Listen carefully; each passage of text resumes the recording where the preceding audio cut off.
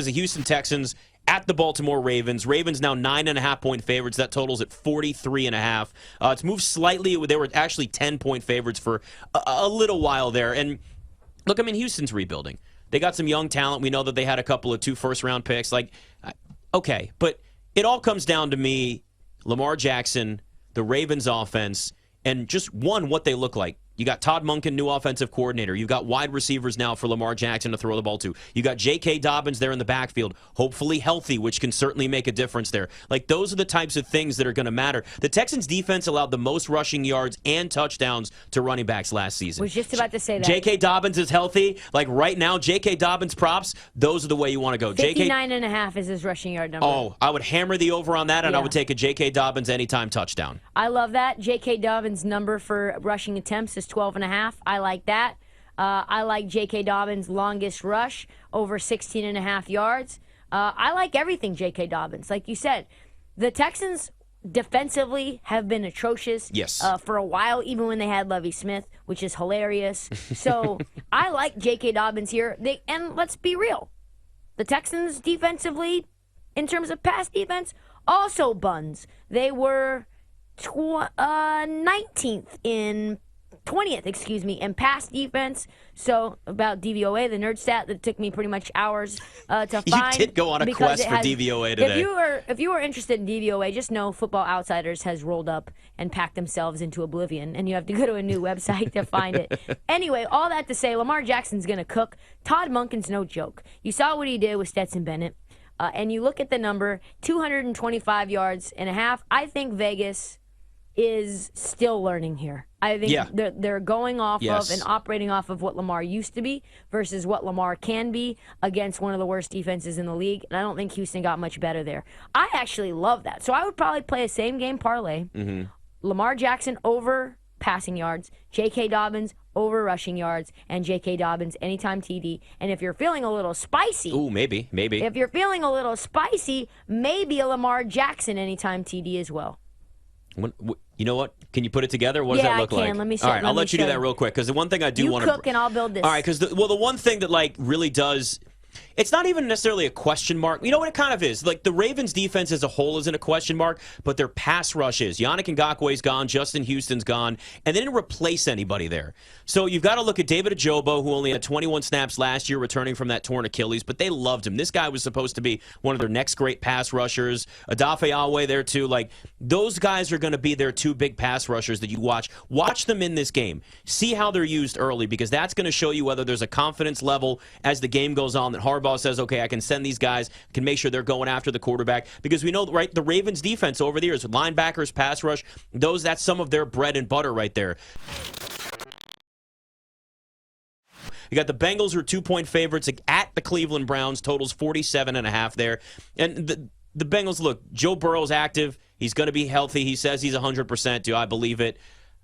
Guys always say when they're back from injury, they're close to 100%, if not 100%, let alone the guys that come out and say, I'm in the best shape of my life in training camp. I've heard that 1,000 times. But, I mean, Myles Garrett last year against the Bengals, 1.5 sacks, 4 quarterback hits. Like, he's going to get after Joe Burrow. And the one thing that concerns me about Cincinnati just a little bit, I actually do have the Browns as part of a 5-leg. I did a money line parlay. I like doing one money line parlay every week, like 4 or 5 legs. Just pick them, 4 or 5 teams. That's it. The one thing is the Bengals started off 0-2 last year. And the last 2 seasons, they failed to score 30 points in a game until week 6. So they have a tendency to start off a little bit slow. And that was before Joe Burrow missed a lot of camp in the preseason with an injury like we just had now. Now, granted, you've got an offense and Tyler Boyd and T. Higgins and Jamar Chase that have all played together. So they've got chemistry there. But that doesn't mean the timing's not necessarily 100% right now. So that's the one thing to keep in mind. There may be some early issues for the Bengals offense, and Myles Garrett's going to make it that much more complicated for them. Yeah, I agree with that. Also, on top of that, we've seen that the play calling is very conservative by Zach Taylor, especially early on in the season. And more so, Cleveland, when they've gone to Cleveland the last 5 times in a row, they've lost by 5 or more points. That is what it has been. So you're starting slow as just a matter of who your team's identity is. You've lost a bunch of important members of your defense, like Jesse Bates and Eli Apple. Your star quarterback just got paid and is nursing a calf injury, which you can say what that means, but those two facts are true. And then you've got your history playing the Cleveland Browns in Cleveland, and you've lost every time. Mm-hmm. So to me, I've gotten very aggressive on this line, and I have taken the Browns -3 at +160. Alternate line. I feel the highest confidence about this of the week because of the history, because of all of the factors, and how this team has started. And I think that the Browns have a lot to prove, right? The Browns defense is going to be very nasty, might have one of the best offensive lines in the league, not going to need to have Deshaun Watson do a lot. And then here's a little sprinkle. The Cincinnati Bengals have allowed some of the most QB sneaks for a touchdown in the league. If you want to take Deshaun Watson anytime touchdown, that is 25-1. Oh, wow, that's a great price. Anytime touchdown, Deshaun Watson, 25-1. So this is a team that can go out there and they're going to, you know what's coming, and they're going to be able to do it with the weapons they have. I go into this game and think you're probably looking at an under. There's a reason why the total has dropped so much. I lean Falcons here because I just don't know what I'm going to get from Bryce Young. Desmond Ridder we've seen a little bit from. The offensive line's better in Atlanta than what you've got going on in Carolina right now. I mean, Bryce Young was running for his life. They're going to really try their best to put him in a position to succeed, probably run the football themselves too. They ran the ball well at the end of last season. So this 39.5 is kind of on that cusp where you're like, that's a little bit of a low number, but there's a reason why it's gone to that point now. So if you're going to go anywhere, you may be leaning under. Maybe even look at the first half and a couple of the totals that are there too. Yeah, I'm really interested to see how the Falcons attack the Panthers defensively because we know that there's a lot of question marks about Desmond Ridder and whether he's going to be able to throw the ball and how much. And then you've got a stable of running backs in the Falcons. You've got Bijan, obviously, who's going to be the workhorse. You've got Tyler Algier, who was awesome last year, had over 1,000 rushing yards. And then you still have Cordell Patterson, who's this kind of do everything back, does some special teams work, can get into the slot a little bit. Did you see what they listed him, by the way, as? What? They made up a position called Joker.